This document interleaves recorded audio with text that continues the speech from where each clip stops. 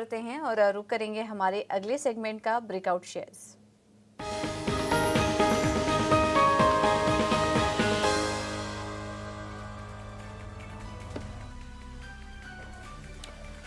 तो ब्रेकआउट की कड़ी के अंदर हमने कई सारे स्टॉक्स आपके सामने रखे हैं जहाँ पे एक अच्छा बेस, वैल्यूएशन, कंफर्ट और बहुत सारा एनालिसिस करके, यानी कि डाटा का, डेरिवेटिव्स का और साथ ही टेक्निकल्स का मैं कोशिश करता हूँ सभी शेयर्स आपके सामने रखे जाएं। और इसमें बहुत अच्छे अच्छे शेयर्स रखे। हमने एशियन पेंट आपको समय से पहले बताया, HUL नोटिस करवाया, SBI कार्ड नोटिस कराया, बजाज फिनसर्व नोटिस कराया। ये सारे शेयर्स मार्केट के बाद में ट्रेंडिंग स्टॉक्स भी बने और आप देख रहे हो गाय बगाए अभी भी इन पर चर्चा हो रही है और अभी भी इस पर टारगेट्स दिए जा रहे हैं। मार्केट एक टफ फेज़ में आ गया है एक्चुअली। उस टफ फेज़ से निकालने का दारोमदार 2-4 बड़े पार्टिसिपेंट्स पे रहेगा। या तो रिलायंस आ गया है जिसकी प्रोबेबिलिटी थोड़ी मेरे को कम लग रही है, HDFC आ गया है जिसकी प्रोबेबिलिटी थोड़ी कम लग रही है, तो फिर कौन और बड़ा है जो कि मार्केट के अंदर अच्छे से नोट पे एक पोजीशनिंग कर सकता है।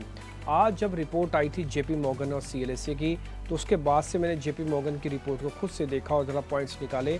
मेरे को IT कंपनीज़ के अंदर अभी भी थोड़ा बहुत कंफर्ट लगता है। कम से कम इस रेंज से बाहर निकालने में आपकी IT कंपनीज़ हेल्प कर सकती हैं। तो मैं आज थोड़ा स्विंग ट्रेडिंग के पॉइंट ऑफ व्यू से इन्फोसिस की कॉल के साथ आगे बढ़ रहा हूँ। मैं आपको अपनी स्क्रीन से ज़रा इन्फोसिस का वीकली चार्ट भी दिखाऊंगा और फिर डेली भी दिखाऊंगा और साथ ही थोड़ा लेवल्स भी आपको नोटिस कराऊंगा कि कहाँ पे आपको कैसे चलना और कैसे प्लस करना है। देखिए ये वीकली चार्ट अगर आप मेरी स्क्रीन दिखा पाएँ तो मैं आपको ज़रा नोटिस कराता हूँ। उसके अंदर आप देखेंगे स्ट्रॉन्ग बेस आपको बनता हुआ दिखेगा। ये पूरी तरह से एक चैनल है जिस चैनल को हम ख़राब नहीं कर रहा है या हमने ख़राब होने नहीं दिया, आप ऐसे समझ लीजिए। आप, मैं आपको कहोगे तो यहाँ पे सपोर्ट भी मार्क कर देता हूँ आपके लिए। आप ये देखेंगे ये वाला सपोर्ट, ये वाला support, same support, same support. तो आप ये लगातार 4 जगहों से सपोर्ट देखते हैं और ये 200 दिनों के एवरेज पैरेलली चल रही है, ये कभी ब्रेक नहीं हुई है।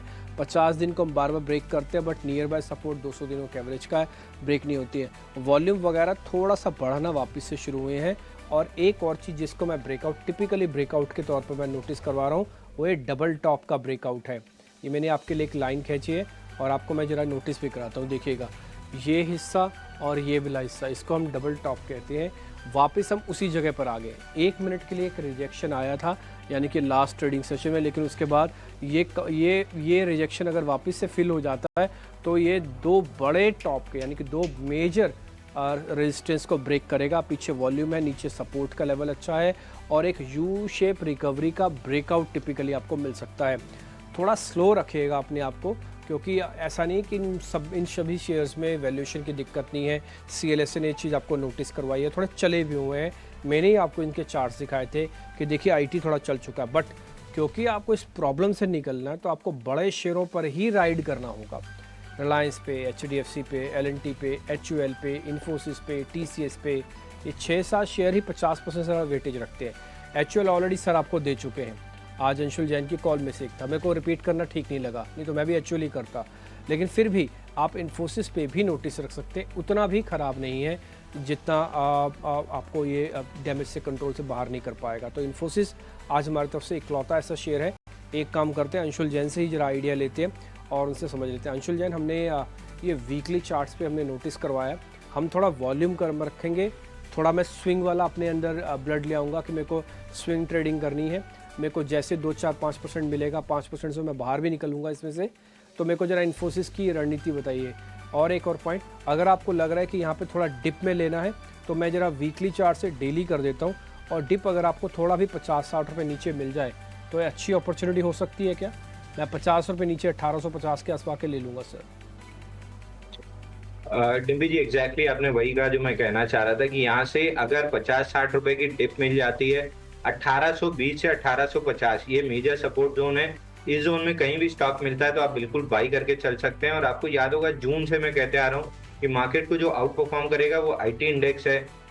हालांकि ब्रोकरेज हाउसेस या बड़े फंड हाउसेस की नेगेटिव रिपोर्ट थी, लेकिन मुझे याद है उस समय भी चार्ट्स पे ब्रेकआउट आ रहे थे और गौरांगी काफी पॉजिटिव थे IT सेक्टर पे। तो एक डबल एज मुझे मिल गया था कि टेक्निकल स्ट्रांग है और गौरांगी भी काफी बुलिश है इस पे। तब से 1440 हम इन्फोसिस रेकमेंड करते आ रहे हैं। ET नाउ स्वदेश पे पहला टारगेट 1700 का था, दूसरा टारगेट 2000 का था। बट जैसे आपका पैटर्न डेवलप हुआ है वीकली चार्ट पे राउंडिंग बॉटम का, इसका टारगेट लगभग 2400 रुपए निकल के आता है, तो बाई ऑन डिप्स करना चाहिए 1850 1820 की रेंज में, और स्टॉप लॉस लगा लेना चाहिए 1700 रुपए का क्लोजिंग बेसिस पे। और आप इसको अगर एक साल के लिए छोड़ देते हैं, हाई लाइकली है कि 2400 रुपए का टारगेट आपको मिल जाएगा। वाह, बढ़िया है। तो 2400 का टारगेट साल भर का है। हालांकि मैंने तो जैसे कहा, मैं इसको स्विंग के पॉइंट ऑफ व्यू से नोटिस कर रहा हूँ, तो मैं आज थोड़ा वेट करूँगा। मेरे को 1850 के आसपास अगर मिल जाए तो मैं पोजीशन ज़रूर प्लस करूँगा।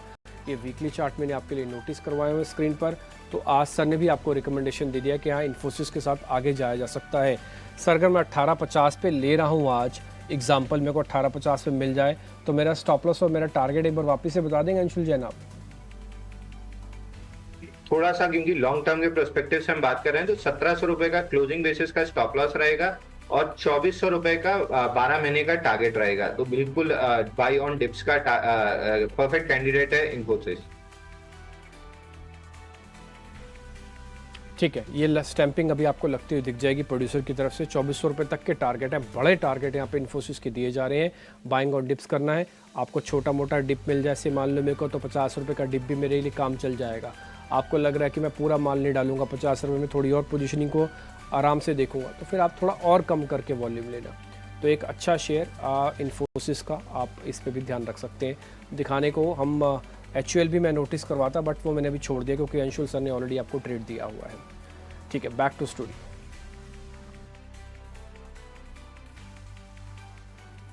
तो ये कुछ ब्रेकआउट शेयर्स पर हमने चर्चा की, इस पर आप नज़र रखिए और बाजार स्टॉक्स पर नज़र डाल लेते हैं, जहां पर कि हम देख रहे हैं कि शुरुआत थोड़ी पॉजिटिव होते हुए दिखाई दे रही है। और इसमें आज हम देख रहे हैं IT स्टॉक्स पर ही, अभी थोड़ी देर पहले हम बात भी कर रहे थे। श्रीराम फाइनेंस एक बार देख लेते हैं, पॉजिटिव रिपोर्ट्स आई थी, यहाँ पर भी टारगेट रिवीजन हुए हैं। 2% के शुरुआती टिक, मजबूती के टिक यहाँ पर देखने को मिल रहे हैं श्रीराम फाइनेंस में।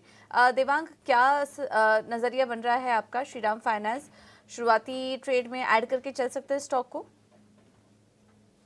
श्रीराम फाइनेंस की बात करें तो स्टॉक एक अच्छे एक मोमेंटम में, और जो चार्ट स्ट्रक्चर डेली चार्ट पे वो भी पॉजिटिव है, तो खरीद सकते हैं। स्टॉप पे रखने के हिसाब है कि 3180 का अपसाइड अराउंड 3400 तक के जोन देखने मिल सकते, 3350 तक के जोन देखने मिल सकते हैं श्रीराम फाइनेंस में।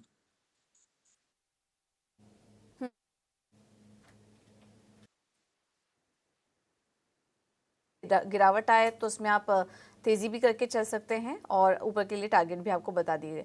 गौरांग जी, एक खबर पर या आज एक जो बड़ा इवेंट है उस पर आपकी थोड़ी राय लेना चाहेंगे।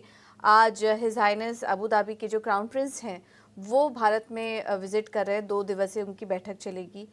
काफ़ी इंपॉर्टेंट ये भारत के लिहाज से बैठक बताई जा रही है, जिसमें कि इंफ्रा, रेलवे, पोर्ट, ये सभी सेक्टर फोकस में रह सकते हैं। इस विजिट को आप कितना इम्पोर्टेंट देख रहे हैं और इस लिहाज से किन किन सेक्टर पर नजर रखनी चाहिए, इसका थोड़ा एनालिसिस कीजिए। पूजा, धन्यवाद। आपको भी प्रणाम और शुभ प्रभात हमारे तरफ से। तो खाड़ी देशों के साथ मेरे ख्याल से काफी कुछ प्रयास, जब से बीजेपी के नेतृत्व में NDA की सरकार प्रधानमंत्री नरेंद्र मोदी जी के नेतृत्व में हो रहा है, तो प्रयास यही हो रहा है कि हम ज्यादातर हमारी जो निर्भरता है ऊर्जा पर, यानी कि कच्चे तेल पर, वो किस प्रकार से कम हो, और निरंतर ये प्रयास किया जा रहा है। मैं मानता हूं कि एक ऐतिहासिक बातें होगी और बायलैटरल ट्रेड को लेकर के काफी कुछ हस्ताक्षर किए जाएंगे, और जो करार होगा मेरे ख्याल से दोनों देशों के लिए एक सकारात्मक परिस्थिति स्थापित होने की संभावना है। जैसे जैसे मेरे ख्याल से खबरें आती जाएगी, वैसे वैसे उसके ऊपर थोड़ा बहुत आत्मचिंतन करेंगे और विश्लेषण भी करेंगे, लेकिन उसके लिए थोड़ा समय लगेगा। और ब्रुनेई में भी अभी प्रधानमंत्री जाके आए थे पिछले हफ्ते। 40 साल बाद मेरे ख्याल से भारत के प्रधानमंत्री ब्रुनेई गए थे और वहां पर किंग ऑफ ब्रुनेई से मुलाकात की, और वहां पर भी बायलैटरल ट्रेड रिलेशन के ऊपर बात की है। तो ये प्रयास निरंतर जारी है और मैं मानता हूं कि इससे हमारे भारतवर्ष को काफी कुछ फायदा मिल सकता है।